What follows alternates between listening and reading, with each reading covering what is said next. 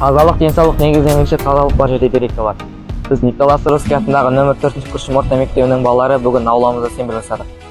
Тазалық челленджін Күршім нөмір гимназиясына жолдаймыз.